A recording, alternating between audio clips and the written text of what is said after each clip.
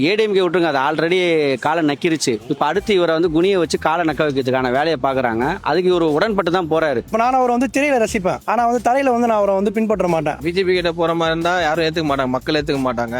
நாங்க ஏத்துக்க மாட்டோங்க. இந்த பக்கம் மாறி அந்த பக்கம் மாறி போறது எங்களுக்கு பிடிக்காது. அப்போ எங்க மனசு ஏத்துக்கும், அவளை ஜனத்தை வச்சுட்டு பின்னாடி எங்க ஏத்துப்பாங்க, யாரும் ஏத்துக்க மாட்டாங்க. யாரும் பிஜேபி கூட கூட்டணி வச்சா சப்போர்ட் பண்ண மாட்டோம் நாங்க. இப்போ அவர் தான் சொன்னாரு சிபிஐ எல்லாமே வந்துட்டு யாருக்கிட்ட இருக்கு, மத்திய அரசு கிட்ட இருக்கு. அப்ப மட்டும் அந்த சிபிஐ வந்து நல்லவங்க இல்ல, இப்ப மட்டும் நல்லவங்களா? அவங்களுக்கு தேவைன்னா நல்லவங்க, தேவையில்லைன்னா கெட்டவங்க. தளபதி விஜய் வந்து பிஜேபி கூட சேர்ந்திருந்தாலும் சரி, இல்ல ஏடிஎம் கூட சேர்ந்தாலும் சரி, கண்டிப்பா உண்மையான மக்கள் வந்து அவங்க ஓட்டே போட மாட்டாங்க.